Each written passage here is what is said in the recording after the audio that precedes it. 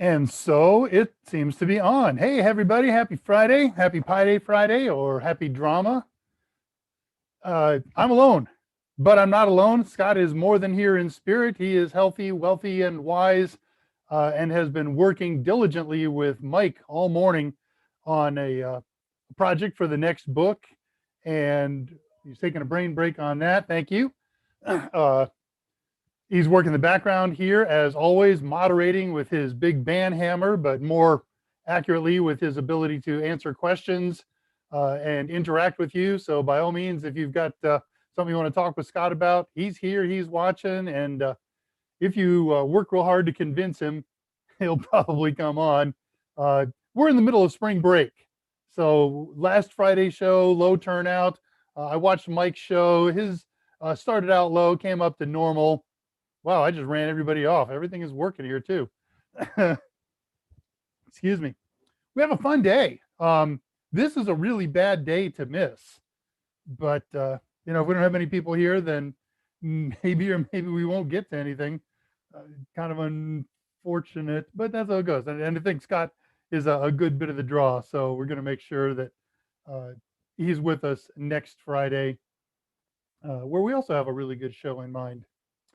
This is Friday, March 19th, 5 days past March 14th, which was Pi Day. And I wait with bated breath all year for Pi Day to see what new announcements and products and things like that came out of Raspberry Pi Group.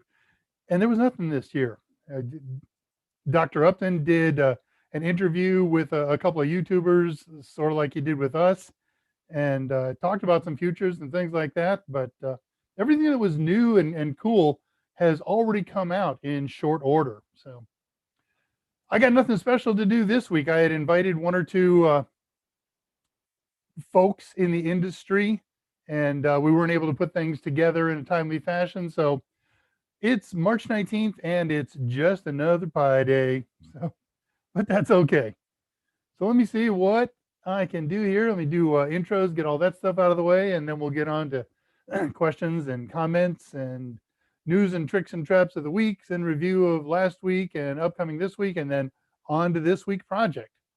So most of everybody here live knows who I am. My name is David Rush. I'm the senior instructor at Total Seminars. In the background working with me is Scott Jernigan, the chief editor and one of the authors and wearer of many hats, Scott Jernigan. And Scott is wearing some of those hats simultaneously as he works the background today. So again, if you want to interact with him, by all means do so. This is a live Q&A, at least half of it or so. If you would like to comment, ask a question, get more details on what we're doing and what we're doing in the past, what we do here, put them in the YouTube chat. There we go. And if you're watching this on archive, or if you're shy, or if you've got a long question that doesn't make the 200 character limitation that the YouTube chat restricts us to, we have ways that you can get in touch with us, and encourage you to do so. Oops, pressed the wrong button. Oh, wow. Not only did I press the wrong button, I have no idea what I just hit there. Something on the back channel. Okay, good. It came back, I'm thrilled to say,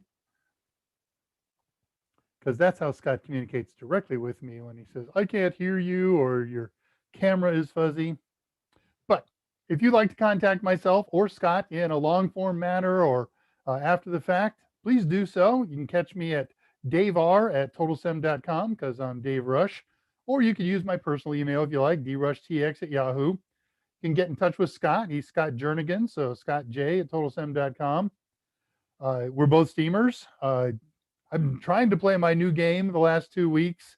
This machine just doesn't have the horsepower, so I got to resurrect my gaming rig. But if I'm on, you can catch me at Blood Rush TX, or Scott, at Scarheart. Please don't forget, watching this live, watching this in the archive, like and subscribe. It helps out other folks when they're looking for these videos, gets these videos moved to the top of the stack. All right, enough of that nonsense. Ever so quickly, what do we do here? This is what we unaffectionately call drama, Dave Rush, Ask Me Anything, and Scott, so dramas. We get together every Friday at 2 o'clock Central Time.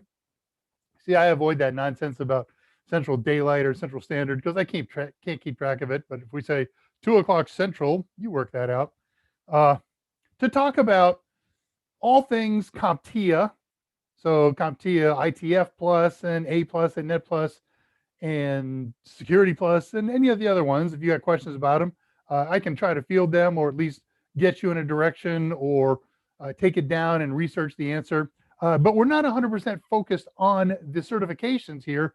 We focus on using Raspberry Pi computers to create tools to help us learn, study, and practice techniques and concepts that are called for in the objectives for those CompTIA exams. So in the past, we've made FTP servers and Samba servers, and we've run Wireshark on there and run Linux commands and many, many other things. Of course, sometimes you can't just drill down and play CompTIA objectives. So sometimes it's really fun just to, or maybe really useful, I think it's fun, to do a project just because of the project value. Raspberry Pis are fun, they're useful, they're practical. Sometimes they're fun and practical, sometimes that's mutually exclusive. Today, for instance, our big project today is going to be creating and using a VPN server. Now, that's a cool thing. That's a practical thing. And there is more and more objectives geared toward understanding what VPNs are and how they work on several of the CompTIA exams, Net Plus and Sec Plus in particular. Excuse me. Hey, I started a sore throat 2 days ago. I can still taste. This is really good lemonade. I have fears about my voice running for 2 hours, so we'll see what happens. I've taken it down to raw rough and still taught classes like that. I hope we don't have to get that today, but let's see. Let's see. Let's finish this. As long as you're here with us today, we have specials. This special is going all week long. It started on Monday. It's going to go through Sunday. And we don't advertise this special to anywhere outside of these AMA forums. Mike Meyers himself, the big man, does an AMA forum on Monday and Wednesday at 2 o'clock Central for 2 hours. I do this one on Friday, 2 o'clock Central for 2 hours. And so those folks watching these, archive or whatever, you have access to some amazing discounts, like, for instance, this one. And so this week we have 50% off all CompTIA Total Tester practice exams. So A Plus, Net Plus, Sec Plus, and we have other exams there. If you're working on Project Plus, or I think we even got Linux Plus questions in the process of going up if they're not already up already. They got sent to me for me to do my little thing with them, and I've finished my part of it and passed them back to the appropriate people whose step is next, and they may be done. Also, 50% off Total Tester bundles. So those come with other products. I don't have the list in front of me. You can go look it up at totalsem.com, which is exactly what you want to do if you want to purchase these things. Go to www.totalsem.com, go to the store, load up on loot, get a practice exam, get them while they're 50% off. These don't last forever. This one's been recycled a week or two, but the people in charge of selling the stuff and marketing it, they change the program all the time. So this stuff is already very inexpensive, and knocking 50% off of it is just huge. And our practice tests, I got to tell you, we are proud of them. We put a tremendous amount of work into, first of all, the practice test engine. It looks and acts like the CompTIA testing environment, and you can modify it to work in some different ways. We write our questions to be topical, to be challenging, so that you're testing your knowledge with them and not memorizing questions. And we try to write them using many of the styles that CompTIA does. So when you first hit one of those really wacky worded questions, you're not stunned by it and say, what the heck are they talking about here? You will have seen things like that before. So when you check out, use the code MAINE1820, spelled like the state of Maine, MAINE 1820, because Maine was founded in 1820. I'm not sure why they picked that code, but more power to them. And if you're a teacher going back to school, you're getting ready, you're working on a class, we want to help you out. So give Kathy Y at Total Sim, that's Kathy Yale, KATHYY at Total Sim, totalsim.com. Drop her an email. Let her know you're an active teacher teaching a class, and she is ready to dump out the goodie basket for you. Don't try to fake her. If you're not a teacher looking for freebies, that's not going to work. When she calls the school and says, hey, is three-arm Schmedmeyer really a teacher there? And they're going to say, what? So cute avatars, but maybe not. Okay, that's going to be cool. What do we got here? Before I check that, I got to look at one more thing and see if this is worthwhile. Okay, yeah. Somebody remind me, maybe Scott, about halfway through the show, to repeat what I'm about to do. We set up a server, a web server here in my house a week or so ago, and opened it up during AMA for you to check out. There's nothing special, nothing cool on it yet, but I have started development where you can download everything that we've ever done on these AMAs. So if you want to see how we did the Samba server, of course, you can find that on video in the archive, but I'm putting together my outline notes, my step-by-step processes, my slides, my links, all that good stuff, and categorizing them. And I'm going to put them either on this server or we're looking at some other possible places, but we'll go with that. And so if you want to access it, I've got the port forwarding turned on. All you got to do is go to pi_r, not ARE, but the letter R, .zapto.org. Let me throw that up on screen for you right quick. And you'll be able to hit my little, doesn't do much, cutesy little web server. For today, it'll just be open at the moment for the opportunity for you to connect and see what's there. It would be valuable for me if you log into it, or it's not logging, you just go to it and take a look at it on and off, recycle it every now and again, refresh the page. I want to see what kind of load handling this thing can handle. I put it together on a new server this week. The one that I had last week, I believe, is way overkill. So if we can do some capacity testing on this, that would be great. Thank you. Okay, let's see who's here. Oh, Raggedy Schmatz. I'm not going to do who's here for a second. I got to wait for that to finish this biz. That was one. Oh, good. That's exciting. I got exciting stuff today. At least it excites me. Okay, checking notes here. By the way, I don't know if this is any kind of anniversary to mark, but this is our 33rd episode of Dramas. Reading my notes. Did that. Oh man, we're already on page 3 of 28 today. All right, let's take a look at the feed, see who's here, see what's coming up. Man, lots of activity going on. Goodness gracious. I'll start at the beginning. Toluit punches in at 20 till. Andre popped in. Who else did I see there? Elbows in.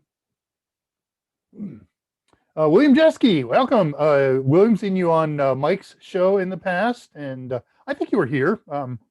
Another UK gent, along with our good friend Zach, who I haven't seen yet. He may or may not be here. He's got a new job. Yeah, you're a little short for us. Yeah, okay, you got it right. For a stormtrooper. So the missus and I were thrifting about a month ago or so, and ran into him and some other stuff. I think you saw the stuff I had in the last 3 weeks, the little posters that we stuck up. Hey, by the way, once I get done with these, I like Star Wars, but I'm not enough of a fan to hang them up all the time or do anything with the house. So I'm going to offer them to my kid for his dorm room, but I don't know how his roommate feels about that kind of stuff, so he may or may not accept. And if that's the case, then maybe we'll make these some kind of giveaways. I'm not going to mail them international or overseas, but that's an interesting idea. Take some of my old Star Wars props. Oh, do I have some cool ones coming up, by the way? Okay. I was going to shoot for Stormtrooper jokes. There's plenty of Stormtrooper jokes. Don't give it up. Tullowit did not hit the only one in town, I promise. And that's one of the other reasons I put these things up. They have ways of hearing people talk. So is Scott your Ben? I have my own Ben. He's in a dorm room right now at Texas Tech. What, nothing on this shirt? This was the one thing that came out of Pi Day. The missus and I were at a computer store getting some goodies, and they were dumping these off on Pi Day. So we got twin shirts. Then I relocated to my stuff. I'm not going to read that. Virtual Pi Network, VPN. Okay, I'm good for that. Zach is here. There we go. Hey, bud. Good to see you. All right, so the UK is well represented today. Oh, okay, thank you, sir. Yeah, special detail. Okay, so Scott has posted the details for our discount this week at time mark 207. So check that out if you've forgotten that the code is Main 1820 and what applies. James Scorsese, greetings, Sorsey. Greetings and thumbs up back at you here. I see Jack Jethro, who I've seen before. I love your name, and I'm still begging you to come on Discord and tell me about that. I passed my Security Plus exam last weekend. Sec Plus is one of the toughest ones I've taken in many times. So double big round of applause for you on that. Glad the content helped. I'm looking to take AIM. I'm sure it's AIM at AWS certification. Is there one you would recommend? Yes. If you will go to Udemy, I assume you used our materials there, but you may have used our direct materials. We have a course on AWS Administrator, one of the primary ones. And if you just look for, darn, Scott, would you post the name of the course if you can find that up here, and I'll read that off to Jack and let him know. But look for AWS courses with the word total in them, and that's ours. Mike didn't do that one. He got a good friend of his to be the presenter on that one, a real AWS guru with some really good stories in there. I watched some of the filming. Thank you, Bashi. Keep it neat and clean and organized and related to what we're doing here. Kevin Lopez, you get honorable mention in today's show in a little bit today. Nice to see you. Told you, algorithm putting it out there. Rick Allison, no Linux Plus yet. You know, if Mike said today, let's greenlight a course on Linux Plus, we got to research it. We got to write it. We have to do it. If it's going to be a book, if it's going to be an all-in-one, if it's going to be a video series, we got to write all that stuff and then shoot it. And then once it's shot, assuming we're going to do a stand-up, it takes a month or so, assuming that our production people didn't have a year's worth of work backed up because they haven't been able to get in the studios since March 30th or so. Actually, it's been more than a year now. I think we bailed out of the offices on March 7th, and nobody has been in the studio since then. The first couple of days of returning to the offices are going to be blasting the dust out of the studio. So no Linux Plus yet. If and when we ever get the official green light, we will make an announcement and give you a timeline. James Sorsey just passed A+. Total Sum was a great help. Another big round of applause. Congratulations on joining the A+ club. There really ought to be something like that. James, I'm putting you in charge. Not of the CompTIA A+ organization. There's not much interaction there. You should make a social network of A+ers or somebody else. I think that would be totally cool. I would go. I would check into a forum like that. I super scrolled. You guys know how that works. There we go.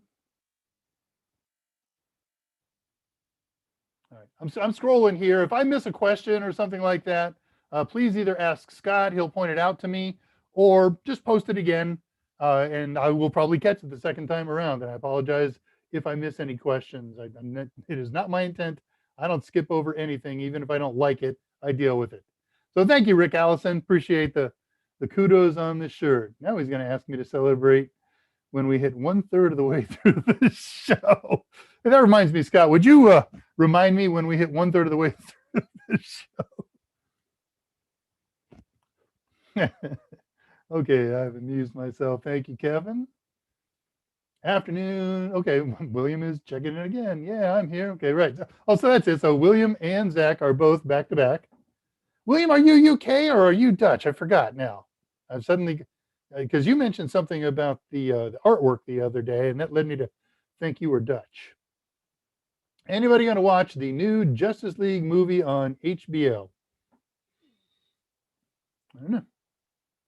I may or may not. I'm not going to watch it live. I'm a cord cutter, and everything I do some kind of stream that isn't a paid stream. Anniversary gift for 33 and a third anniversary is vital. I was just going to do that joke, Toloit. You beat me to the punch. Hey, there you go. Okay, so Scott has posted a link to our AWS course at time mark 217, Jack Jethro. And I can only read the first part of it here, so just click on it and it'll take you there. Oh, Dave got romper room vibes looking through the people in chat. I do. I see Elbow and Andre and Rick and James and Rick James. That would be a challenge, wouldn't it? Oh, wait, I expect you to be all over that one. Texas open. Okay, Texas is open, but yeah, right.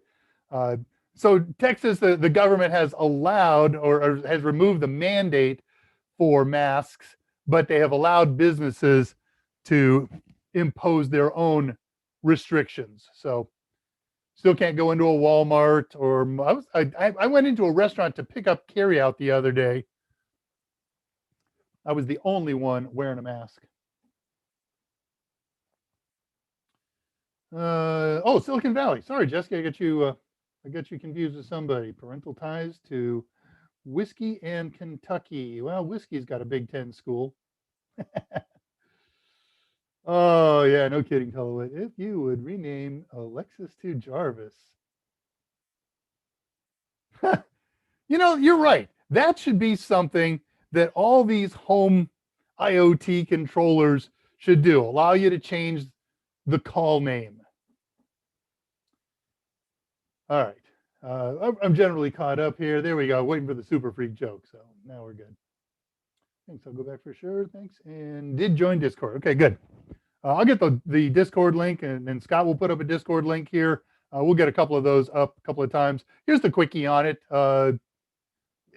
Everybody here is probably already playing if you're watching live, but for those of you who are going to catch up on the archive later and things like that, there is an unofficial Total Seminars Discord channel, discord.com, DISCORD, where there's over 200 people now who hang out there, and they discuss the show, they discuss technology, they discuss CompTIA certifications, Kali Linux, Raspberry Pis, general tech, and we get together on there, the guys here who do AMAs, Scott and Mike and myself, and sometimes other folks from Total Seminars. We certainly get on there live and in person with mics and cameras, and we hope you do the same after our shows. Scott's usually a little later on Fridays because he always has a meeting with our publishers. And Mike sometimes makes it after my show, and so he certainly makes it after his own shows. So come on in. You don't have to have mic and camera. It's great if you do. We'd love to see your face, and we'd love to talk to you, hear what you sound like, and things like that. But we can do it all on text. Scott just posted at 2:24 an invite to the link, an invite link to Discord channel. By the way, we have nothing to do with operating it or owning it or maintaining it or administering it. This was built by a friend of ours, Jose Braden, a good friend of the show, good friend of Total Seminars, who took this on his own to create this one day. And it's really been fun. Just a few months, it's been operational. And if you first fired it up, he and I and Tullowit and one or two other people were the first people to sign up. And now we're over 200. And we pick up another, I don't know, 10, 15 a week, something like that. He picks up that much. And so love to see you there. And I've got another link for you. These links change every day. So if you're watching this in the archive in the year 2023, that link isn't going to work. But just do a Google search on Discord and unofficial Total Seminars, and you'll find it. You can go over there and get an invite link yourself. Everybody who invites gets automatically accepted, I believe. Unless Jose knows something about you that I don't. Okay, freak with a PH. So let me slide over into my little notes here and see what we can do. Hey, remember, a lot of these projects that we do, again, they are geared toward learning CompTIA. They're also practical. And I'm going to say 80 to 90% of the ones that we do, you don't have to have a Raspberry Pi to do them. You can do them in an Ubuntu distro, use that term. You can have a dedicated distro of Ubuntu, run it on a computer, or what most of us do is have it or multiple distros running in virtual machines. So sometimes a little difference with Raspberry Pi stuff and regular traditional x86 Linux distros. But sometimes you can even do some of the stuff we do on Windows. We did an Audacity, that's an audio editor on Pi a few weeks back, probably 2 months ago or something like that.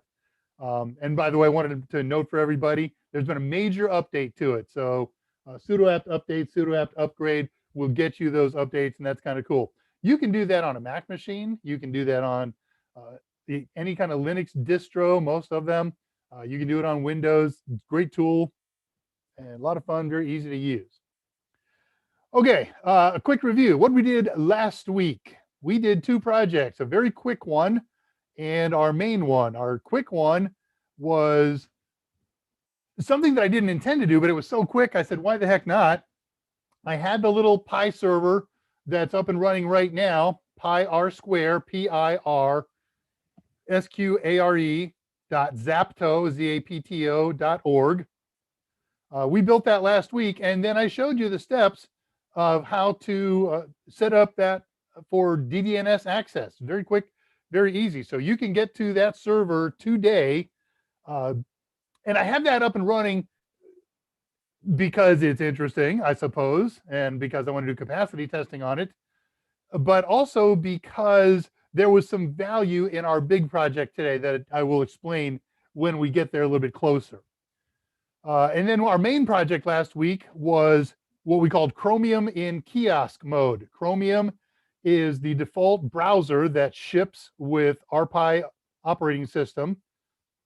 And you can run it from the command line, and you can do really cool things with it, including make it operate so that you don't see the Chromium browser infrastructure, the title bars and the sidebars and the scrollers and all that. So when it's running, if we have it cycle through tabs or pages, the web pages that it opens up look like signage. They just look like graphics, except they don't always have to look like graphics because it could be a live real-time updating page with Bitcoin values or stock values or train schedules or whatever.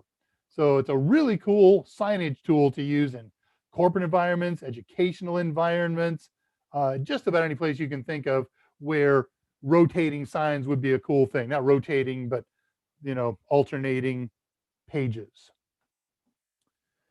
Today, oh, by the way, and again, if you just checked in, that little server is open right now, pirsquare.zapto.org. R is just the letter R, not the word, and Zapto is ZAPTO. And please check into it. There's nothing super exciting or special there. It's just a couple of GIFs and some text and a couple of graphics, but it helps me with capacity testing, as we see where we're moving with that. Today, the big project of today is installing and using a VPN, a virtual private network server, in anywhere on the NAT side of a network. So in a home, in a small office, you could even do it in a big office, depending on the capacity that you need to support. There are two big VPN servers out there. The gold standard, the big uber popular one, is called OpenVPN. The up and comer is called WireGuard. And I had to coin toss between the two, figure out what was going to be valuable for you and pros and cons. And I picked WireGuard. So we're going to do a WireGuard VPN and client installation today. It's fun, it's interesting, it's useful. Okay, news, tricks, and traps. That's a dangerous word. Interesting news, tricks, and techniques of the week.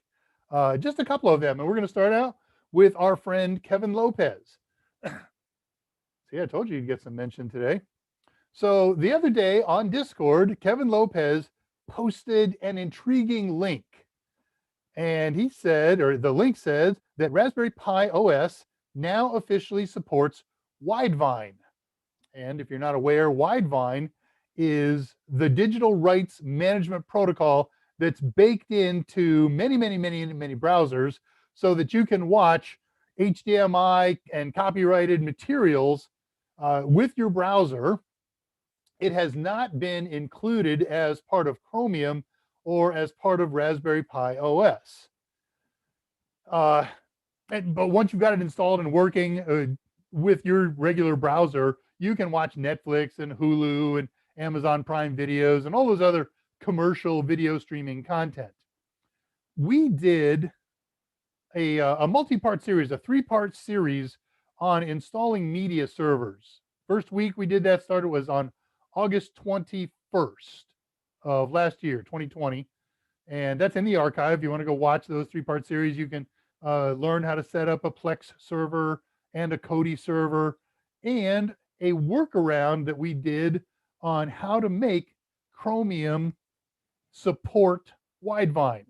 But again, it took me days to find a working solution. Then once you got that, it takes about 40 minutes or so. It's really easy. It's 2 or 3 commands and you do it and walk away and get some coffee. So this thing that Kevin Lopez really intrigued me. And before I even looked at the link, I charged over to the Raspberry Pi site and started looking up keywords there, and I found nothing. So I thought, well, maybe some person says it's official, but and has a way to make it work, but I was skeptical.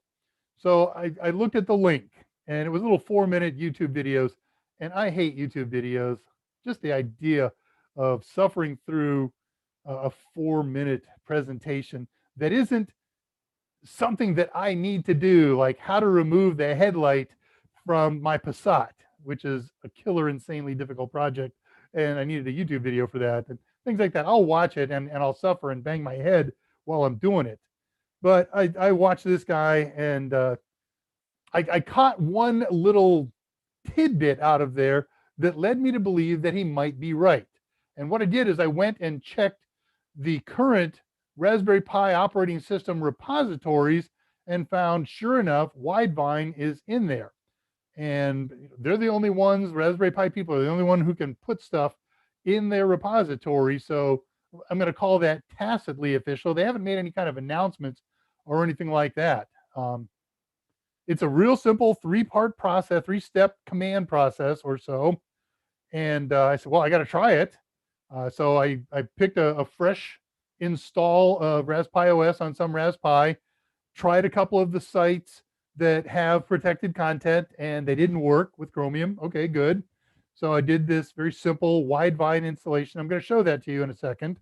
And then fired up my Chromium again, and good golly, Miss Molly, it worked. It was simple, clean, and exciting. So let me show you, if you've got a Raspberry Pi and you haven't been able to use the Chromium browser on there or any of your other browsers to work with protected content. Ooh, yeah, I learned this time.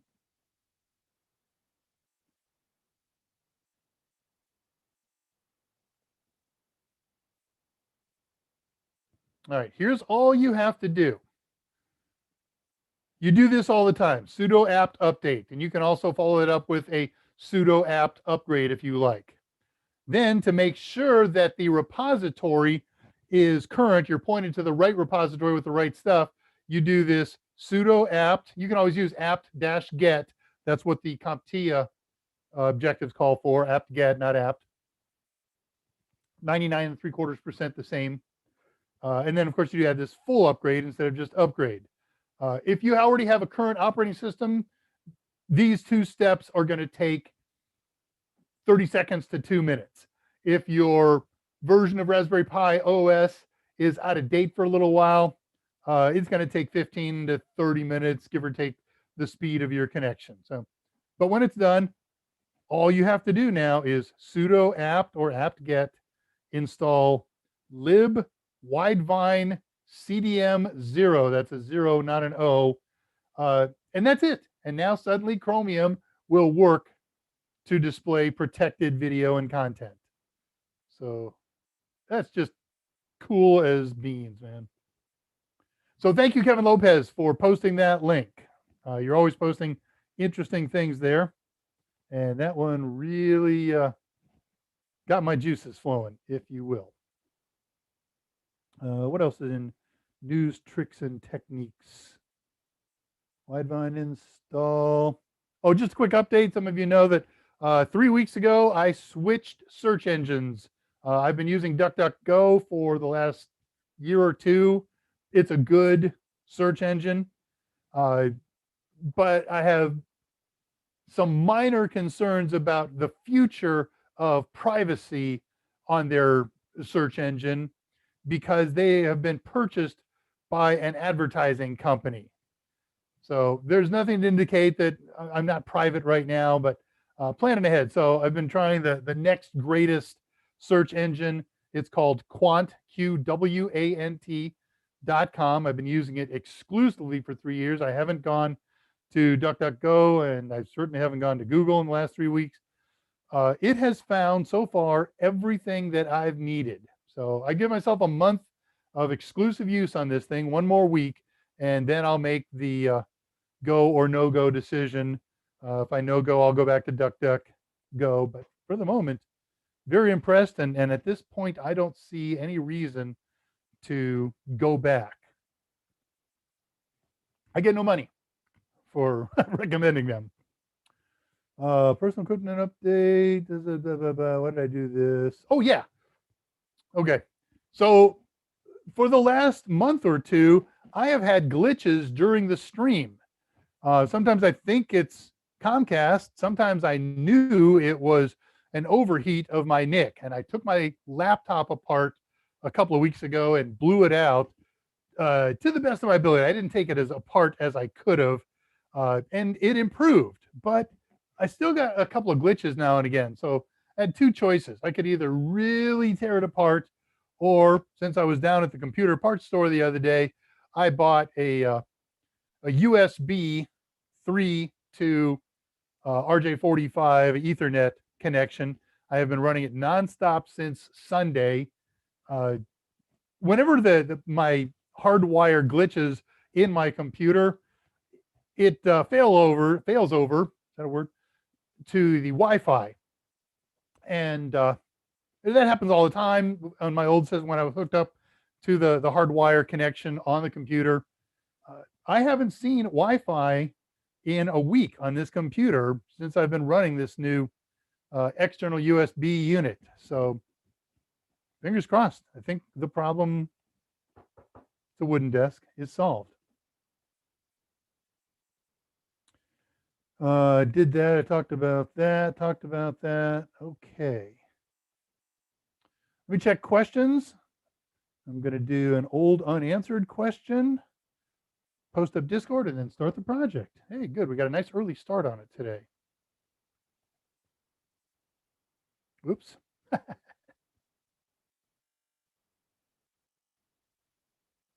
Man, I have been working on a project. I want to know when my area gets Johnson & Johnson vaccine. That's the one I want. And so I've been trying to install scrapers on my browsers that watches the announcement site and will alert me when changes occur. I have tried 13 of them and none of them work. I don't think it's any of their fault. I think it's probably related to Pi-hole.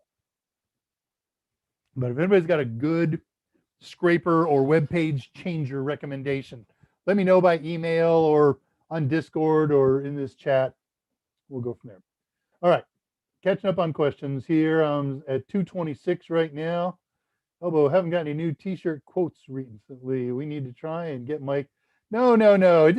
It's got to be organic. You can't try to get Mike to say something clever and shirt worthy. It's much better when it comes out organically. Greetings to all those watching in 2023.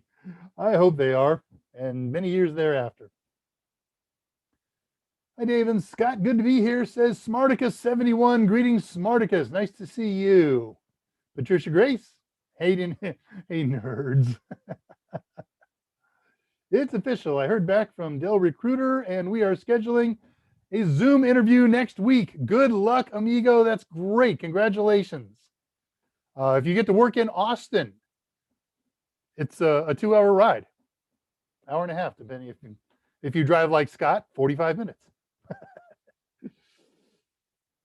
It's talking to Patricia. Excellent. Web server, Dave keeps mentioning. Thank you, Scott, for posting the link. PyR2zapto.org. That's so much fun. I love having. It's also terrifying. I open up port forwarding and I just shiver, and that's why I'm open for the moment 2 hours at a time until I can build something very robust and much better firewalling than I have. Hobo, as soon as I change from NordVPN to NerdVPN, I use Proton Mail. It's not a VPN, it's a reverse VPN. So we're going to make sure everybody's clear on the differences when we start the project. It's not included in Raspberry OS. Chromium is, but Widevine has not been. And it's still not natively integrated into the OS. You have to manually do the install, libwidevine cdm 0.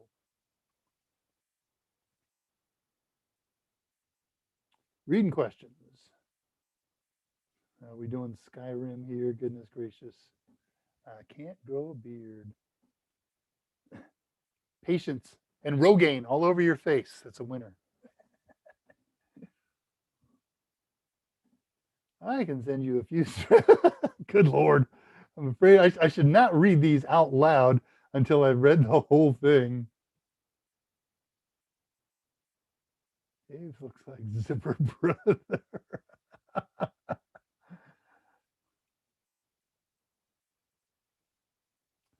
Reading questions. Goodness gracious. Not Quant QUANT, Quant QWANT, Patricia. Thank you for the Stormtrooper recognition. Appreciate that. Yeah, he's fun. I've got some more good Star Wars hangies for the next couple of weeks, and then I'm going to switch back to concert shirts. I've been backfilling concert shirts from concerts that I attended in my youth, but didn't buy shirts for. So we got some cool ones. Christian Reyes, imagine if Danny DeVito's OnlyFans got.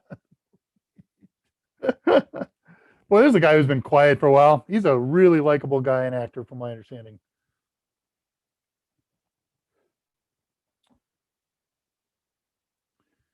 So I'm skipping by these things with ats unless it's at David Rush, because those are people talking to each other. I'm not even reading them. If there's something that I need to know, post one without an at or to me.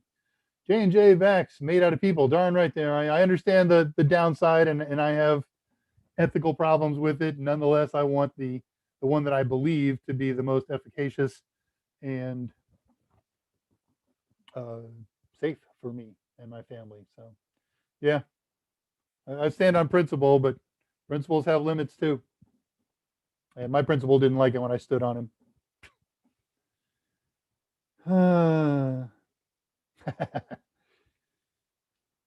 Scott retracted a message. He must have been correcting something that I corrected. Quant search engine. There we go. Thank you, Scott. 244. Scott posted the link. Okay. Yeah, I know. I was considering it's so location since I'm wearing a t-shirt. I have never worn a t-shirt to my knowledge in dramas. So required a little different placement of the microphone. And if I turn my head one way, it blows everybody's head off. I apologize for that. All right, let's pause that at 241. And as I said, we've got a Discord. We don't. Jose Braden has a Discord. We get together on it. I'm on it all the time. Not mic and camera, of course, but it's always running in a tab. So if you poke me with an at DRushTX or whatever I am on there, Dave R, I don't know what it is, I'll hear it. I'll get wonked, and I check it a couple of times a day just to see who's on and what kind of things are being discussed. If you would like to join us in these kinds of activities, live, text, camera, whatever, all you have to do today is go to discord.gg whack lowercase vrh capital VM9DB, or the one that Scott has posted earlier, and he'll post it again later. I'll be on there about 15 minutes after the show is done today for probably a half hour or so. And again, I'm on there all the time. So if you just want to ask me a question sometime that's quick, down, and dirty, you don't want to send an email to my email link, shoot me one there. I will pick it up before the day is out, and probably much more quickly than that.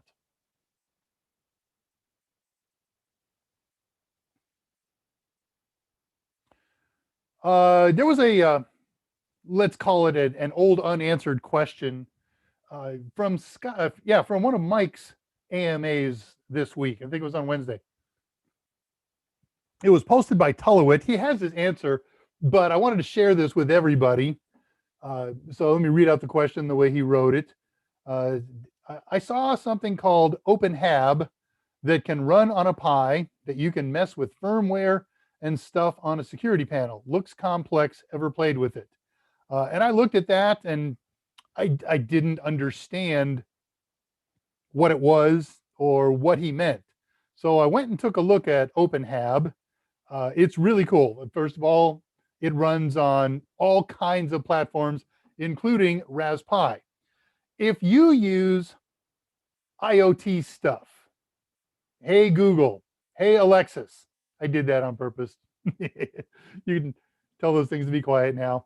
Turn on my lights, raise the temperature 4 degrees, send an email to Scott J. It will contact headquarters somewhere out in the web and do goodness knows what with that information. Fred turns the lights on low at 7 p.m. and he's going to provide that to some lighting solution provider or whatever. And of course, it's going to locally, sometimes not locally, sometimes the command structure comes from on high. It's going to do what you requested, hopefully. Well, what OpenHab does is it can work with 200 different vendors worth of IoT equipment that's installed in homes and buildings, like light bulbs and thermostats and all the other goodies along those lines. And you can use that to integrate and manage your home IoT stuff without any connection to the web. It also supports connections to the web if you like. So I just like this thing because it's so vendor agnostic. You can work with Philips Hue bulbs and with Ring stuff, cameras and doorbells and all that other good stuff. And you don't have to have accounts with Ring and with Amazon and with all those other folks. So I've looked at that. I find it incredibly intriguing, and I have tentatively put it on my schedule for early to mid-May right now. That will surely adjust as I find something really cool that I got to do soon, or I got to yank something out. But we're doing that this year before summer. So, and I'm loving the idea of it because, like today's project, it doesn't require anything special. A Raspberry Pi and a connection to your home network, wireless, wired, whatever. So no special hardware to buy except for the things that you wish to control. Okay. Slip this over here. Last look at questions and then el starto de proyecto. Oh, a few popped up while I was doing that. I saw Dre above my office. Is this pre-recorded? Am I being stalked? Yes, you were looking good in there, by the way. U4 Rayman, good to see you. If a PC, oh my gosh, it's a question. Be still, my beating heart. If a man talks in the forest and there's no one around to hear him, is he still wrong? Oh, that's not what he asked. If a PC is connected to a managed switch port and the port is a member of multiple VLANs, how does the switch know which VLAN tag to attach to each outgoing frame? Determines based on destination MAC. Okay, you got a couple of concepts mixed up here. VLANs come in two flavors, tagged and untagged. A tagged VLAN is when you assign a port to a VLAN. That's it. So if it's on, let's call it VLAN 100, in comes a frame, and the only ports that it's allowed to be delivered to, besides trunking ports or cross inter-VLAN routing, and we're not going to get into that, but the only real ports that's going to be allowed to get delivered out of are ports that also have that singular VLAN 100 tag. So I can't put multiple tags on a port. Now I can also create an untagged VLAN. An untagged VLAN says we don't tag the ports. There's still actually a tag. The tag gets applied to the frame. And so what happens is that frame goes in any port, doesn't matter, and the internal fabric of the switch.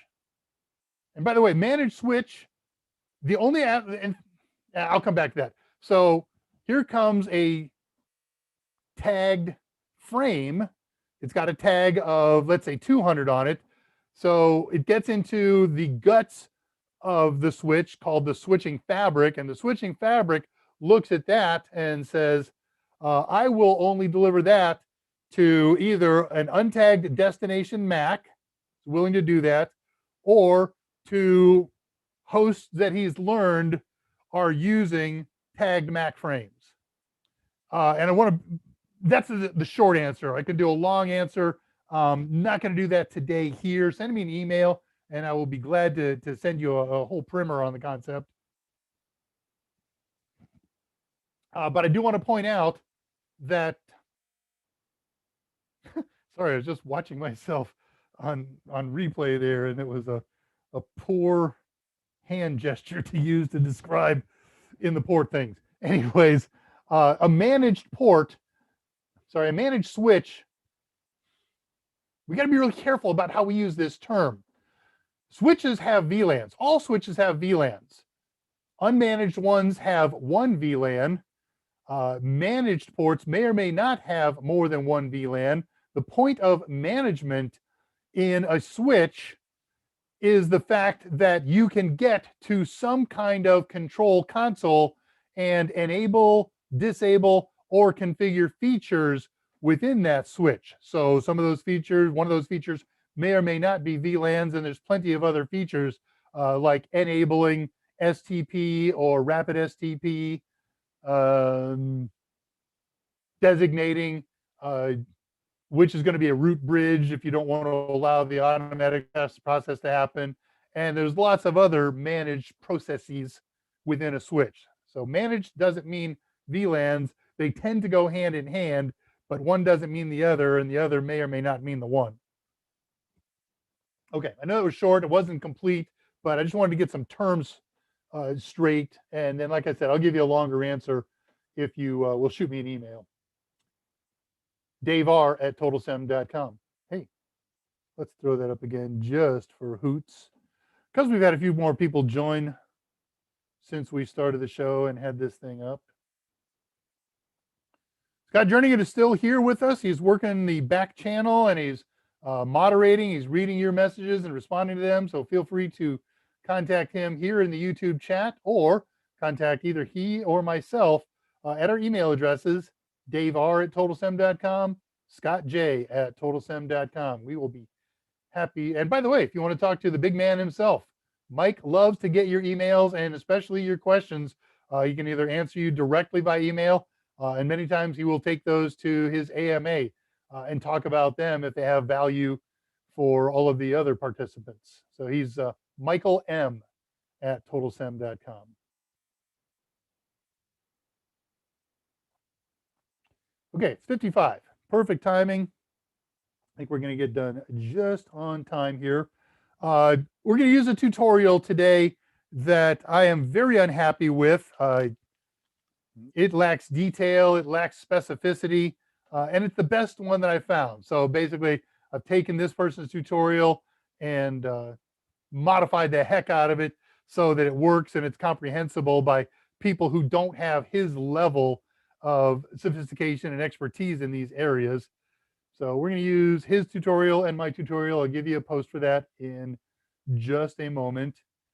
And not for time purposes, but for reliability purposes, I'm going to show you on the tutorial a step that needs to be done. And in many cases, I have already done them. My system is up and running and totally functional at this time. So you're not going to see me do a lot of things live, but I will do some, and I'll show you the result of some of the live things. Let me go over there. Let me go over here. Get all my ducks in a row. Okay, last set of questions here. How does goodness know what it does with the data? That's what goodness is all about. Goodness knows everything.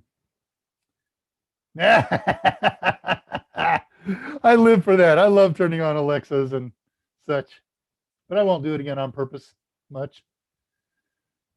Right, got it. Right, Scott, got to make that order. Call Amazon and order a hammock full of peaches.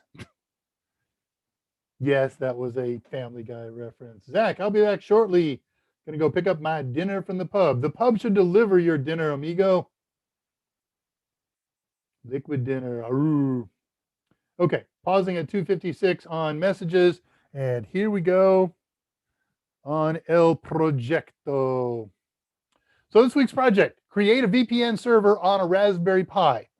What's our motivation for this? Well, it's a fun and practical project. It dovetails nicely. Oh my gosh, Scott's here. I need you to cover for, okay. Scott will take care of that. It dovetails nicely with Net Plus and Sec Plus objectives. If you're studying A Plus, don't worry, I'm not going to make this over your head. You'll be able to do this. If you look at this holistically, it looks way too big to handle. But it's like any other big, complex project. Do it in little chunks, step by step, and with some explanations of what we're doing and why we're doing it. It's not difficult. You can build a car from scratch if you've got somebody there to show it to you and explain it to you, and you have the resources. And we'll get into the resources. So it's easier to learn this stuff. Now, because those are objectives to some degree in Net Plus and Sec Plus, you can read about them. You can watch Mike do them or explain them to you. And you can listen to me explain them to you. And you can watch me do it in much greater detail than we can do. But I think most importantly, I hope that you will try this and many of the other projects that we do, because it makes so much more sense and it drives learning home when you get your hands on something and you do it. And in fact, after you're done with it, undo it and then do it again. Maybe a day later, a week later, let some of that stuff soak in. And now you have really learned it. And so it's great for CompTIA exams. It also becomes great for the real world. You can do this for your friends and your family, or you could do this as a commercial enterprise. So it doesn't need any special hardware. Any old Joe Schmo Pi will work. Small SD card works. So, okay, what's a VPN? Why do I want one? Why do I need one? So let's remind ourselves, Mike has done this a few times. Excuse me. I've done it briefly. I'm going to do just a little more detail. Remind ourselves the difference between a VPN, a virtual private network, and a reverse VPN. If you think about a reverse VPN, it's really kind of like a NAT server, a NAT router that's out in the cloud. So we've got somewhere out in the cloud this box. It's got an IP address on its outbound side. It's got an IP address on its inbound side. They're both public addresses, unlike a real NAT router. Now, let's say out there in the wet and wacky world, there's a server that I, sitting here at my house, want to access. I use this example all the time. I'm not going to change. It's a BBC streaming server. I want to watch a current first run episode of Downton Abbey. So I take my handy dandy little machine with my US issued public IP address and I go to bbc.com and it says, I'm sorry, we geofence, we geolock. We don't allow contact with IP addresses that don't come from certain geographic areas that have been assigned by the elders of the internet. So, okay, I'm going to bypass that problem by finding myself a reverse VPN server whose outbound IP address is valid on a BBC server. So I'll sign up for them and I'll set up my machine to use that as the outgoing first place that it stops whenever I do anything. So now when I type in bbc.com from Dave's IP address, it goes and hits that server, and that server says, okay, let me regenerate the packet for you. And he sends the message to where I intended, bbc.com, except now instead of coming from Dave's US IP address, it's going to come from this IP address. And BBC says, yeah, you're on the geo approved list. He sends back response and it converts it back to my IP address and sends it to me. So these have to be very fast servers to accomplish that, and they are. And people have thrown out names like NordVPN here today and Proton VPN. That's what those things are. Those are reverse VPNs. What we're talking about today is a virtual private network, a real VPN. And a VPN says, I exist as a box or a process inside a network, and I am one end of an encrypted message tunnel. That's the server side. And then over on some portable computer or on a computer at another destination, doesn't matter. You can do this on a phone. You can do this on a tablet. You can do this on a fixed computer at some place. Or you can do this on a portable computer, a laptop, a notebook, or whatever. You set a VPN client and you give this client some information about this server. And when it contacts this server, they will exchange, or they will actually already have each other's public and private keys. And so they will establish an encrypted communication channel, which is called a tunnel. And what's going to happen is it creates what is the equivalent of an Ethernet cable that's coming from a switch inside this local network, going through the world to wherever the client is and connecting it. So we're not using this to take over the screen and keyboard of some host. We're using this just as if we had a super gigantic, uber long cable to my laptop or from my laptop to my home network or wherever else I'm VPNing to. And that enables me to do all kinds of things, the same things that you could do with your internal resources as if you were sitting where you are probably right now at your computer in your home or in your office. You can access your local office resources like your office Samba servers and your office web servers and your office printers and faxes and file sharing systems and. So that's what a VPN is. It's an encrypted set of endpoints, one inside a network, one on a roaming computer. You can even put one on another side of a network and link them together. Now think about this for a second. What is the network address inside your house right now? Probably something like 192.168.1. Some number. Well, that's what's going to happen here. When you put the VPN client on your portable device, that client is going to act like a network interface card, and it's going to get an IP address that's compatible with one on your local network. Cool. And that won't prevent you from having IP addresses that exist wherever you are right now. You might have a different 192 set on a different interface. That's the key. It's got different or even similar IP addresses on all the different network interface cards in your computer. So that's a VPN, the ability to create an encrypted tunnel that emulates a physical wire going from a remote computer to a network. Oh, okay, what are my notes here? Oh, yeah. I had a eureka moment after I got this set up and running. I have never set up my own VPN. So I set it up a couple of times this week and wonderful. I run into all the time on Pi-hole forums notes about things that people do to their Pi-holes. And many of them say that they have a VPN running perhaps on their cell phone back to their home so that they can use their Pi-hole. And I was having a tough time until this morning envisioning what's going on there. But it now dawned on me, it's so cool.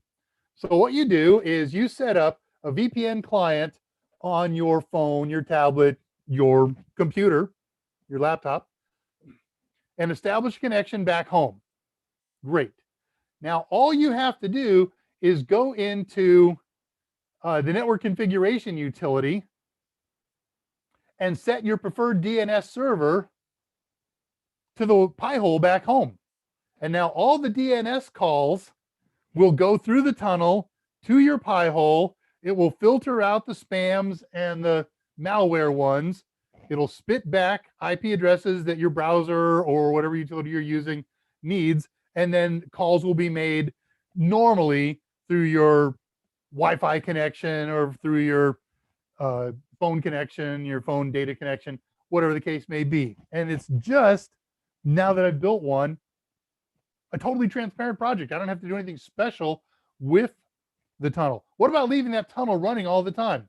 It uses very little data. It's a small program. It uses very little battery. Most of the people report that it's a non-event as far as battery drain or memory usage goes. And I'll explain a little bit about that on the server side as we go. So cool. VPN servers. How do you get one? Well, we're going to install one today on a Raspberry Pi. You could install one on a Linux distro in a VM or that you have running on some old computer. I don't know if there's one available for Windows workstations, but I can't imagine why not. I didn't bother to look this up. It just dawned on me. But it's a very simple thing to do. So we'll do it with a Pi, of course. You want to do it on a computer that supports, has enough horsepower to handle the load that you're expecting to get. How many people, worst case, simultaneously will connect through your tunnel? And how much data can that server route between your local network and you? So I'm doing mine with, actually, I'll get into what mine is. I was talking with, some of you have seen on here, my show and Mike's show and others, Michael Smyer. He is our in-house Sheldon, super genius about so many projects and products and technologies.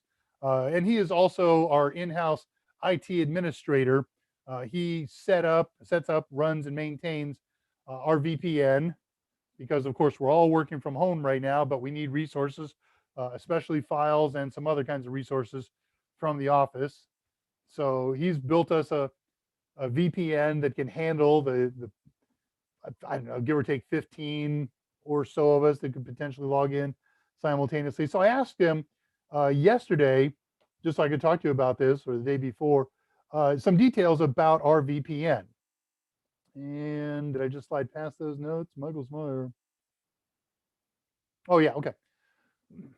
So he has an overkill VPN set up on the basis that better to have the capacity and not need it than to suddenly run out of capacity and say, oh my gosh, we've got to upgrade the VPN and nobody is available at the moment, or we don't have the hardware, we don't have whatever to deal with that. So what happened there? Okay. That's weird. So configuration. He's got a virtual machine with 1 gig of RAM. That's overkill, huh? A 20 gig virtual drive. Overkill, huh? And it has 2 cores. That's where the overkill comes in, because I asked him what's the heaviest load that he's ever seen on one of the cores, and he said 5%. So, okay, VPNs don't take up a lot of capacity and resources, and I've certainly been on there and done some big things across RPA. The operating system that he's running is a Linux distro whose heart and soul is a VPN. It's called pfSense. pfSense is a program, it's an operating system that does whole bunches of things. It's a VPN, it's a router, it's a firewall, it's other functions. So he's using it a little bit to the firewall extent and mostly to the VPN extent. When you are setting up a VPN, there is this one thing that you have to do. Sorry, I was reading my notes and I jankied there for a second and went away. All right, it'll come back to me. Oh, yeah. Okay. So you got to make a decision. And the decision is, which VPN protocol or service am I going to use? And there's a bunch of them out there, but there are 2 of them that stand head and shoulders above the rest, and one stands head and shoulders above the other. And that's called OpenVPN. It's been around since 2001. I'm going to give you some factoids and details about it in just a second. The up-and-comer's been around since 2015 or 16, I don't remember, and it's called WireGuard, and they have pros and cons, so you've got to make a decision based on those things. So let me show you the pros and cons list. It's short, and I want to just mention a couple of them, not you. You.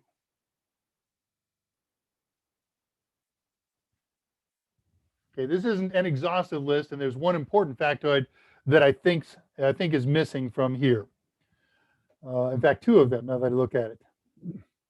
Okay, so first and foremost, the one that everybody talks about when they do their first head-to-head comparison is speed. How fast can I move data from the real network through the VPN server and out to the internet, and likewise going the other direction? WireGuard is way faster, somewhere between 3 and 4 times faster than OVPN. And the reason is this: OpenVPN is more capable. It's got a lot more code in order to support all that capability. Somewhere I saw 2 different stats, and I didn't bother to download it and check it myself.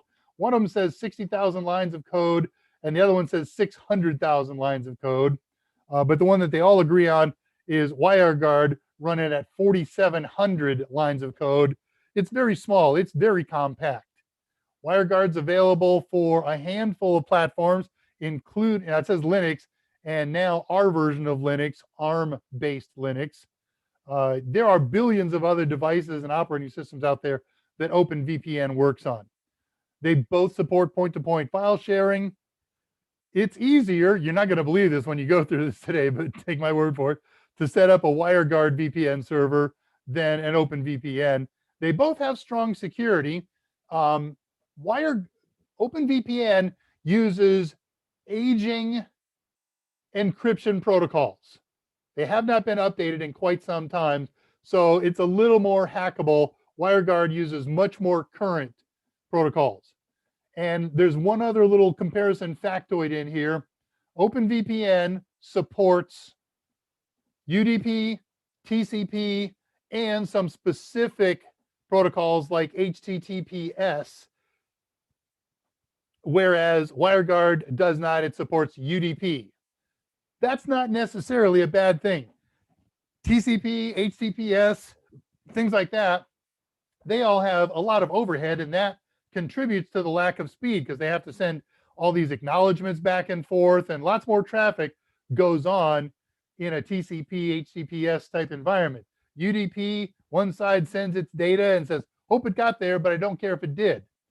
That sounds bad, but we have to take into the totality of networks and internetworking today. They are so reliable that a glitch will get caught by any applications running and we can reset it by the application. So that part doesn't bother me. So because it's more current, because it is very fast, and because it's easier to set up and it's available for RPi, I chose WireGuard today. I choose you, WireGuard.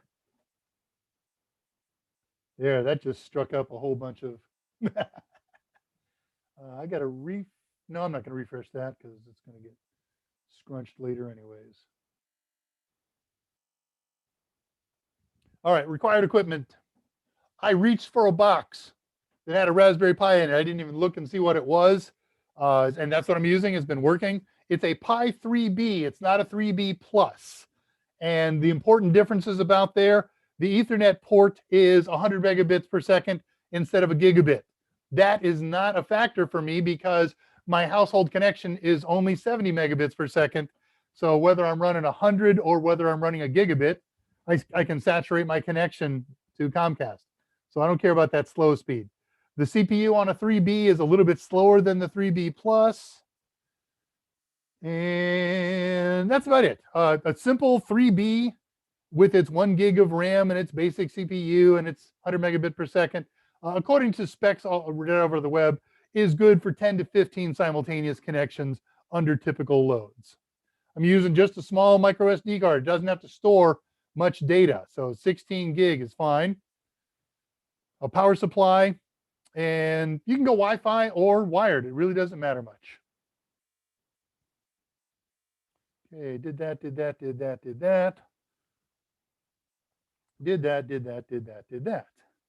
All right, the link. This is the link that I kind of followed to get things started.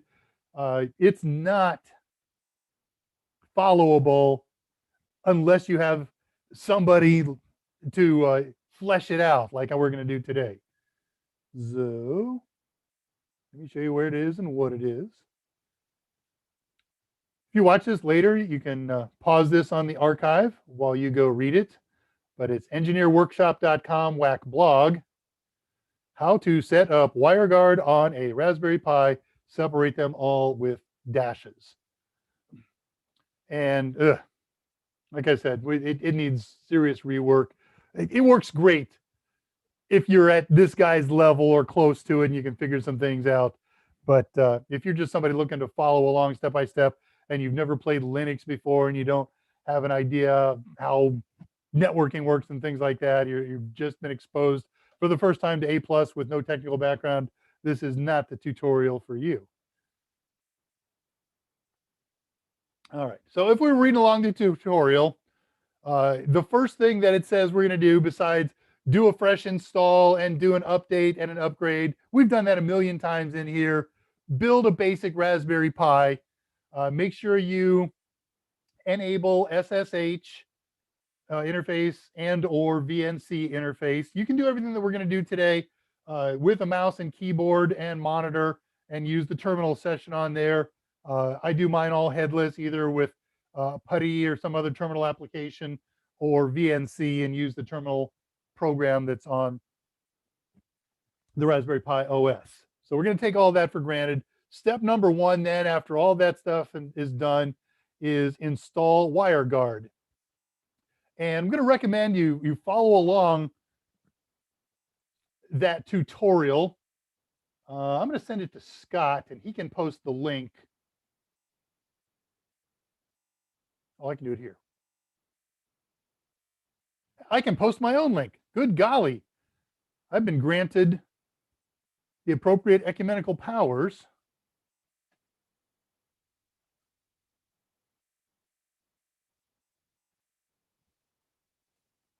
Okay, posted at the current time, which is about 19 minutes after the first hour, 3:19, something like that. So if you click that and follow it along occasionally in another tab. So step number 1 is install WireGuard. I'm not even going to show you this thing that we do the sudo apt update and upgrade. And then all you have to do is say sudo apt install WireGuard.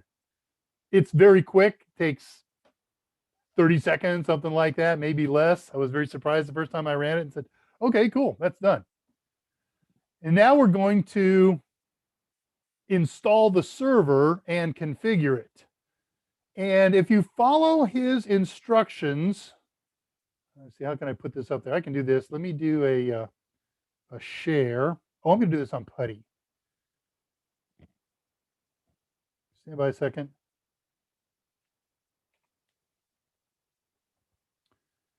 Let's see, 192, 168, 1 dot this.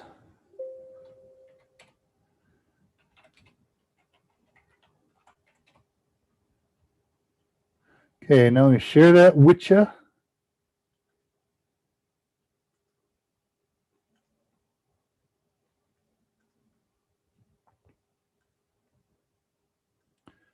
Okay, the next set of commands are not that.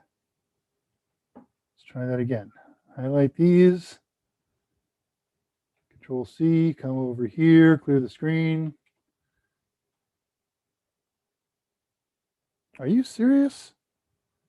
Am I not copying this correctly? Right click, copy. Do it that way. There we go. He says before you run these commands, oh God, I hope I didn't just screw that up. Oh, good. Permission denied. Okay, so these should not work. But I don't see any error messages. Raggedy schmatz. I wasn't careful here. Ooh. All right, let me look at one of these. What I'm afraid has happened here is that I just generated a new set of public and private keys that are going to be different. Even if they are, it's okay. Okay, I just figured it out. I backplayed it. All right, so let me get back to business here. Let's get rid of it. I don't need to get rid of that for now. So look at this first failure here. I said cd etc WireGuard, and it said permission denied. I'm right here in my own home folder. And I'm logged in as Pi. He says you've got to use sudo su first to make all of your commands act like they've been run with sudo in front of them. And I'm always uncomfortable with that because I always forget to get out of su mode. But if I try to sudo cd any place,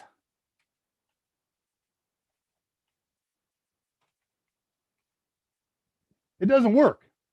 And that's the very first command of our project. So in order to make this thing work, you have to do everything on the server side. First of all, by typing sudo su. And notice that my prompt has changed from a $sign now to a £sign. That's the only indication that I'm in su mode. But now I can run all the commands that the tutorial calls for, excuse me, without preceding them with sudo. So the first step is to cd into the etc WireGuard folder. Cd whack etc whack WireGuard, and we can hit the enter key on that.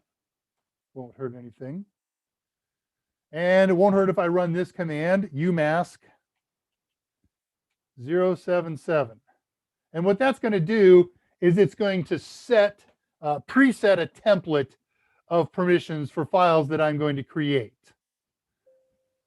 And then these next two commands use a program that was installed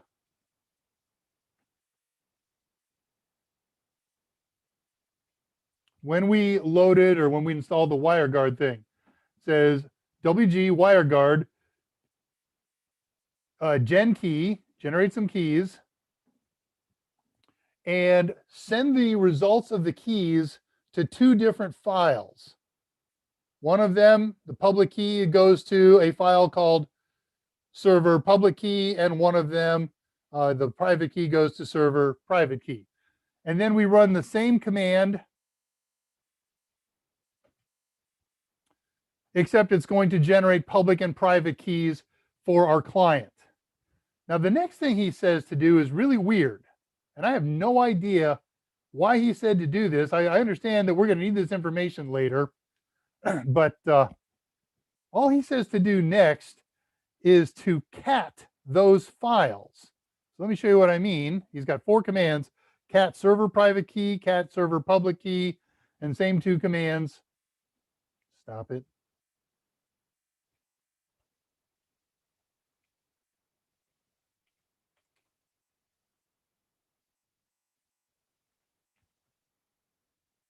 There we go. So I can run that command, and that shows me the private key that my server is going to use later. And he says, do that for the 4 different keys that got generated. Well, okay, fine. I did that. They looked at them. Big deal. That doesn't help me. What I need to do is to get these all saved to a file. Sorry, a kid just collapsed in my front yard. 2 kids. Okay, they're just playing. Thank God. So I created my own command here and follow this on the archive and copy this down. I'll explain it.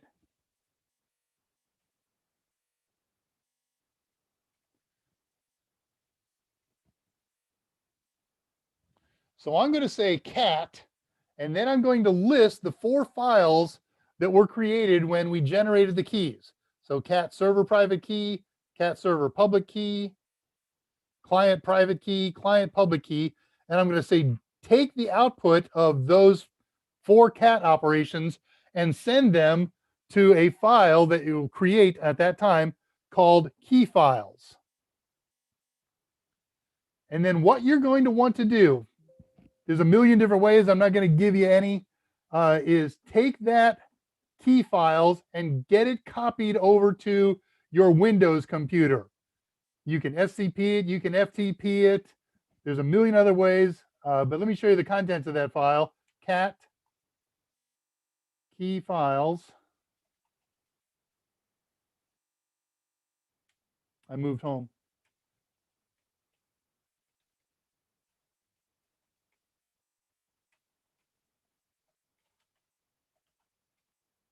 And there's my 4 keys. So the important thing about this is to remember which one is which. The first one is server private, followed by server private, then server public, then client private, then client public.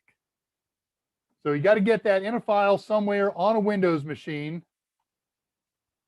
because you're going to need all 4 of those later. He said something in his tutorial about write them down. You got to be crazy.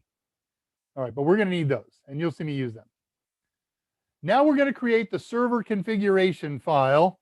We're doing this here in the Etsy WireGuard folder. Now I've already created it, but I'll show it to you. Oops, I don't have to do sudo. I'm already in su. I thought I got rid of all those out of my instructions, but that one got left. The name of this file is case sensitive. So it's wg0.conf, and we're going to nano it to create it. When you first bring it up, it'll be blank. And then he gives you a bunch of lines to copy and paste out of his tutorial. And then we have to edit a few of them, a few of the lines. Wow. I don't know why that would have worked earlier, but we can fix that. Okay, so what he has in here is a 10 dot something something something number. And down here, he has a 10 dot something something something number. And here is going to be the public key for the server. He's got some text in there in brackets that says server public key. And up here, it's got the server private key. So this is where we're going to start. We're going to copy out the first line of those keys that we generated and replace everything to the right of the equals with that line. And notice that all of the keys end with the equal sign. That's how you know if you've copied them all correctly. Do the same thing with the fourth key in that file we created. Set it over here for the public key and in business. Then you're going to change the IP addresses from his 10 dot somethings, unless you have a 10 dot based network, to this one is the IP address of your VPN server, the computer you're using right now to create this file on. And this will be the IP address that gets assigned to your client. And there's syntax in here that we can change so that multiple clients will get a range of IP addresses. But right now I'm just going to do a one-to-one. So that's what we do. We edit this line, this line, this line, and this line. I want you to also notice two other things in here. WireGuard does not have a default port. You get to pick one anywhere from the range of 16,000 something, 16,536 probably, through 65,535. So this is the one that he chose, and I'm fine with it. I think if I were setting this up to be real in the future, I wouldn't use this because it's his, and lots of people will probably try to use that tutorial. So I'd pick something else, but we'll use 51,900. We're going to run into that in two other places. And then the last thing is these two lines, this post up and this post down line. Notice here toward the end of the line, they say -O space ETH0. This one does the same thing. -O space ETH0. If you're using a hardwired connection, ETH0 is what you want on those two lines. If you're using a Wi-Fi connection on your VPN server, change that to all lowercase WLAN 0. WLAN, wireless LAN 0. Okay, so you've copied and pasted the contents of his tutorial. You've edited the IP address of the server and of the workstation. You've put in the server private key and the server public key. I'm sorry, this is going to be the public key from the client, not from the server. It's still fourth line. And then you save the file. Control X, yes, enter. Control X. I made a change to it, so yes, enter. Okay, almost done. The server is almost built.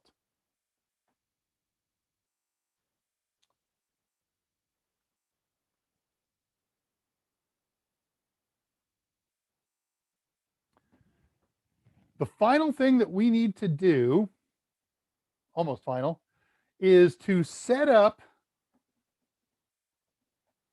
this computer so that it's allowed to forward packets back and forth from the local network to the internet. And he gives us a command to do that. Remember, we're still in sudo mode. We did sudo su. And I know that because I'm sitting here at this # prompt. So we're going to edit a file in the etc folder called syscontrol.conf. Now I've already edited this. When it comes up, every line in this file, when it's new and default, has a # at the beginning of the line. That's why the lines are blue. And that includes this line. So the instructions tell us, correctly so, all we got to do is find this line that says net.ipv4.ip_forward equals 1. Get rid of the # in front of that, and that will make this line work, and that will allow our VPN server to do packet forwarding. Save that file. Control X, yes, enter. Okay, it's configured. This thing will work right now. Problem is, next time I reboot it, it won't work. So I've got to do 3 commands that will make it work automatically when it boots up. He doesn't have his steps numbered. This is the 7th actual we're going to do something step. I have mine numbered. So the only one that's really a power command here is system control enable WireGuard-quick at WG0. You'd hit the enter key on that, and that enters it into automated systems that will launch whenever the Pi boots. And then we're going to have you change the ownership of 2 files,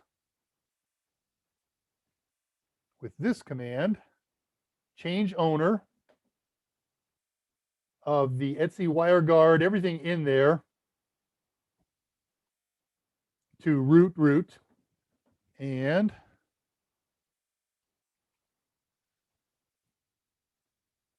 we're going to change the mode of all the files that are in there with this final command, chmod -r. I'm not going to read it to you. I'm not going to explain it. It's one of those things, just do it. Okay, we're done on the Pi. What you do now is reboot the Pi with, if you're working the way I'm doing it, sudo reboot. You'll lose your connection with PuTTY or VNC, and it doesn't matter. You don't need it because we're done over there. There's two other quick and simple phases to do. Yeah, actually, they are pretty quick and simple. So let me break this connection here. I'm not going to reboot it because I have, and everything works. Exit. That exited me out of the sudo su mode. And now I exit out of PuTTY. And I'm talking to you again. Okay, the next two phases, one of them is dead short simple. And I'm going to set this up. We have to enable port forwarding on your router. Every router works differently. I'll set up mine here, and I'll show you how to do it. Give me a second to log into it.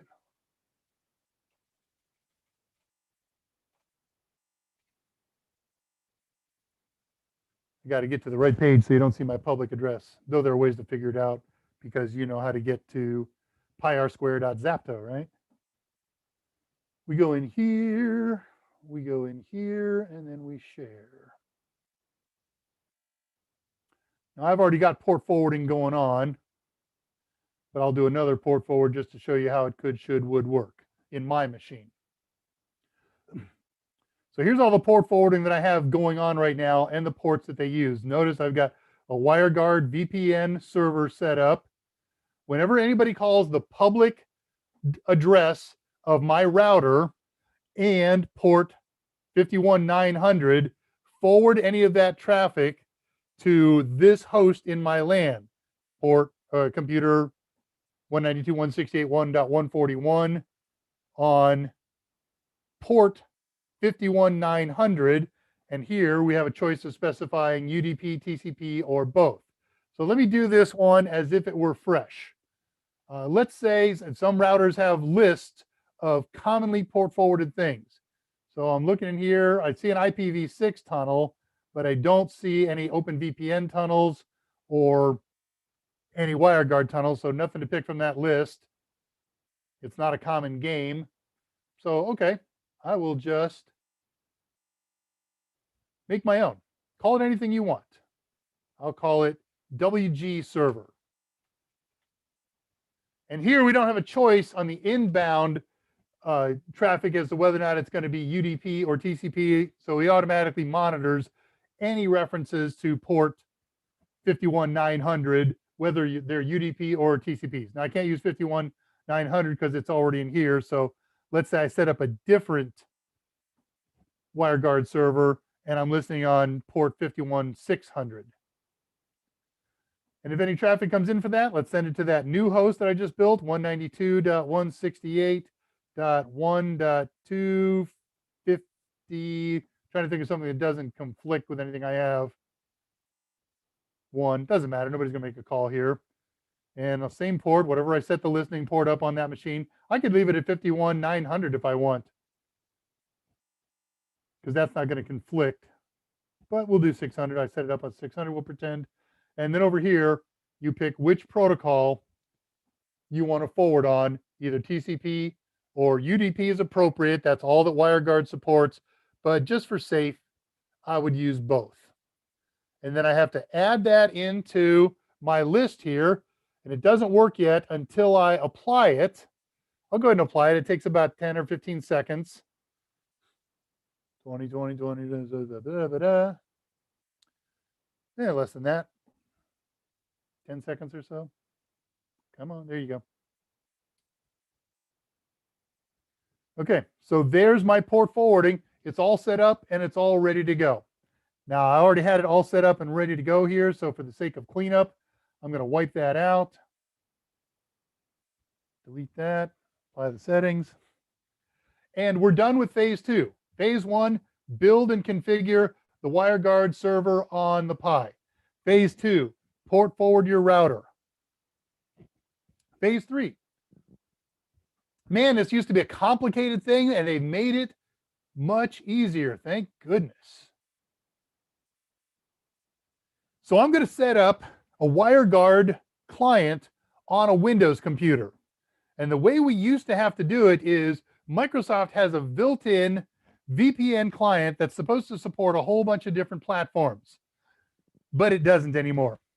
So I messed with it the whole way and tried to do it manually, and in the end said, nope, I'll just do what everybody else does.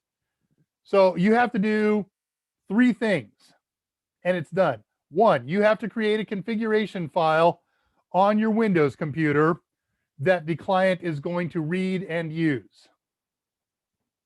And to do that, it's just a text file that's going to use some information from those keys, that key file that we created. So let me go down to the steps here. Port forwarding, I did that.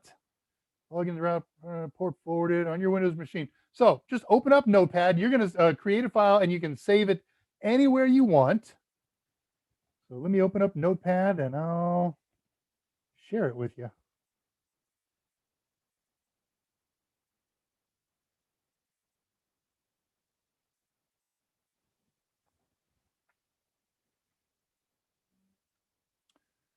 And we follow his tutorial. And his tutorial, again, has a bunch of lines to copy and paste and edit.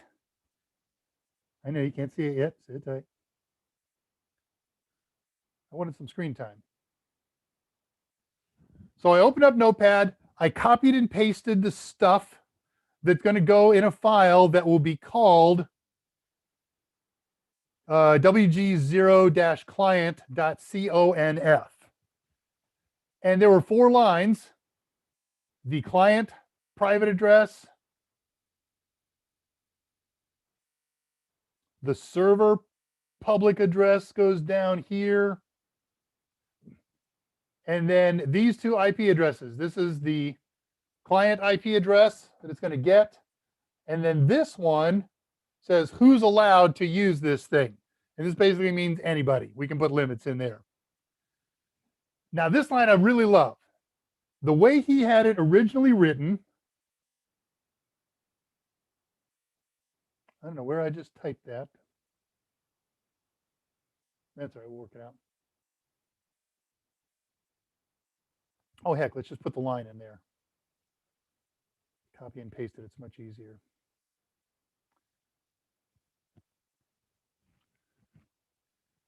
So he had a line in here that said the following, just like this. We'll space those out a little bit. Endpoint equals, insert VPN server address here. There are 2 ways to do this. You put in the IP address of the public interface, the WAN interface of your router here. So mine is 73.something.something.something. Or since I happen to be running a DDNS server, the DDNS server already knows my public IP address on my router. So I can just put in the name of my FQDN. This system will make a DNS call to pyrsquare.zapto.org, learn my IP address is 73.something.something.something, and work with it directly. So that's freaking cool. You can use a hard raw IP address in here, or you can use an FQDN of, I don't know, you could have a real domain name item here or a DDNS item. Okay, so you edit that file and you save it. I saved mine in my home folder. Now here's the thing you got to be really uber careful with. This will screw you every time.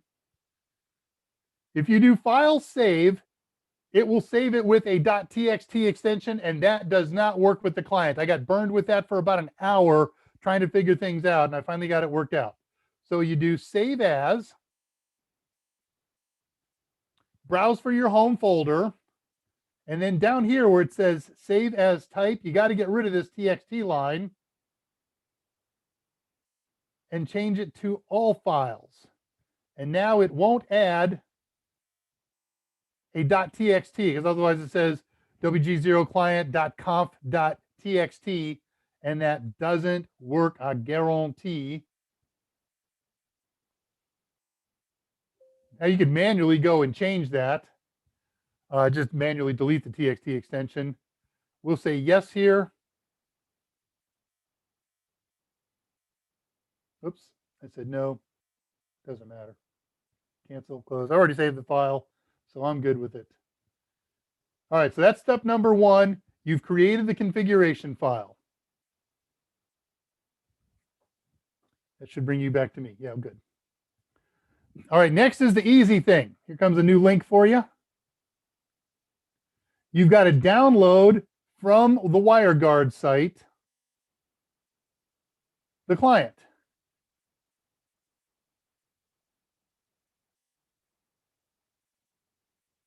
Sorry, just checking my slides here. Okay, did that. I did it live.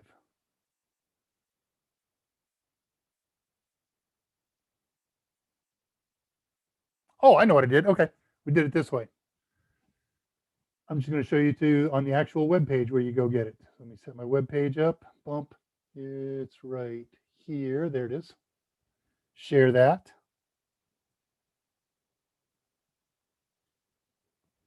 All right, so all you have to do, you can do this right now, just have it ready to go when you're ready. You go to, I got to wait for my screen to update. There it goes. Download.wireguard.com/Windows-client.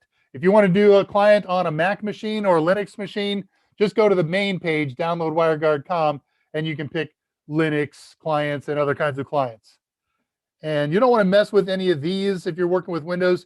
Just download this one. It's a little bigger, but it supports all of these guys.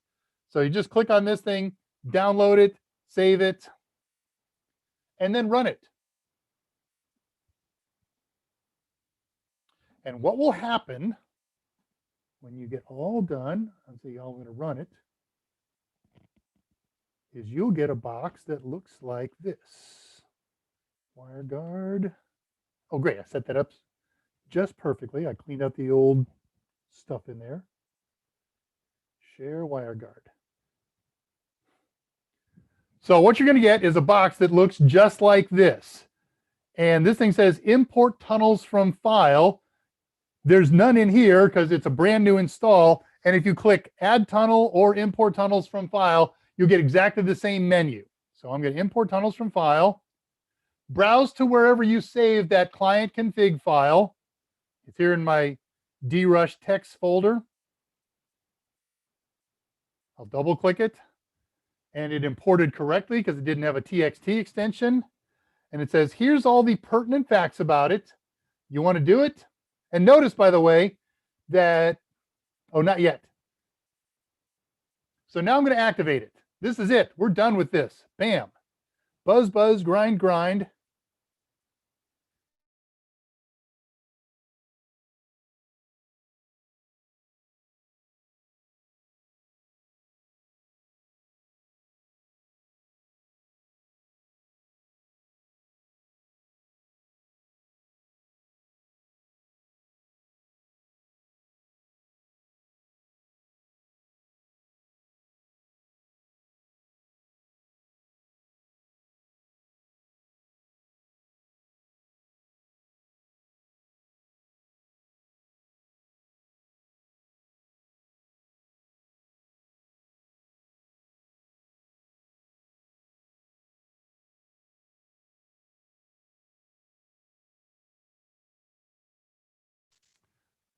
Okay, I should be back. There's a test that I didn't do. The VPN tunnel killed my Zoom session.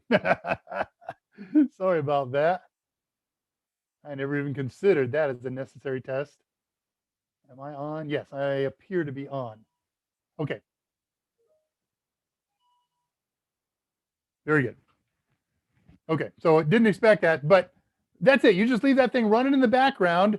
And it's just like your computer sitting wherever you're is at your house has connected with a link to a switch port here in my network. So you can do anything in my network that I could do sitting here live.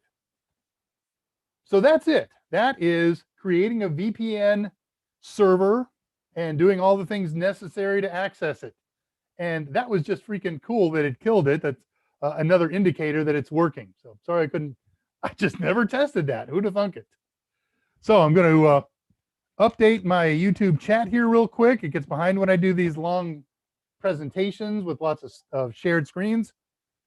Answer some last questions and wind things up. Scott says he can see and hear me. Yes, it froze for everybody. Sorry about that. So let me see how far back. I'm probably not going to go back all the way. Oh, yeah, it looks like I can. There's not too much going on here. 248. Google reminded me. Lol. Liquid dinner. So I dropped off around 2:59. It seems like an hour's worth of questions, but there's not many questions there. So I'll do this in 4 or 5 minutes. Are Pi Zeros sought after? Yes. Found one on offer for 125. That's for somebody who doesn't know what they're buying. You can buy a Pi Zero right now, pinless and wireless, for $5. I saw some on sale this week with headers for $7, and add another $3 or $4 for wireless. Sheldon is a compliment when I'm talking about Michael. Yeah, I know the real Sheldon's got some Asperger's issues. Michael is very normal and a wonderful guy.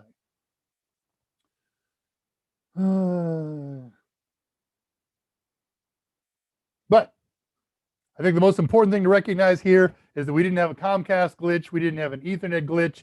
My computer didn't crash. It was just a conflict. Wow. And I love how quick Zoom automatically recovered when I killed the tunnel. Once I figured out that it was the tunnel, I killed the tunnel and came right back. VPN killed my Zoom. Yes. It's buffering. Not Milli Vanilli of tech. Homie, don't think so. Okay. So we finished. We finished up with all the questions. It's 52. Wow. That's a first in a long time. We're a little shy on people. People are starting to bail. And if there's no more questions, I seldom end early, but I don't need to yammer for the next 8 minutes. Let me check one quickie thing on my notes to tell you about next week's plan, because I made notes about that. And the plan is, I have an idea, but I've got to experiment with it this weekend to see if I can do it, because there's a lot to learn in a very short amount of time. And what's officially on my schedule is Docker or some other kind of container technology. But again, there's a learning curve there. I'm sure that I could find a tutorial that we could do step by step.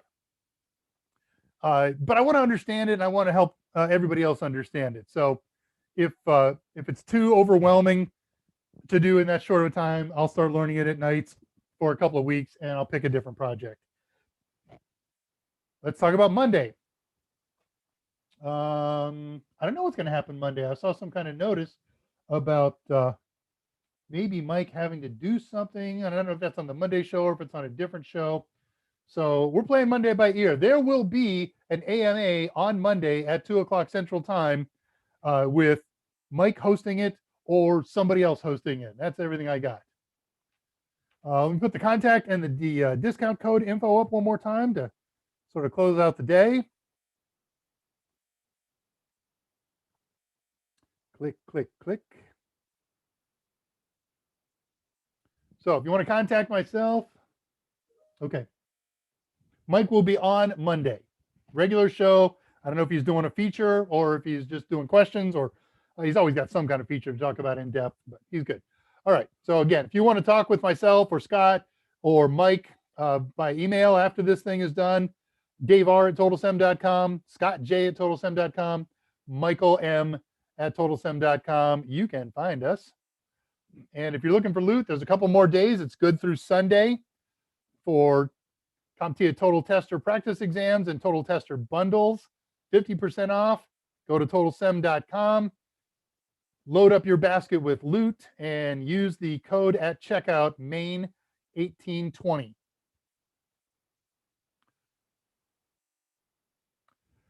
So for those of you still here, we actually had a good count somewhere around halfway through.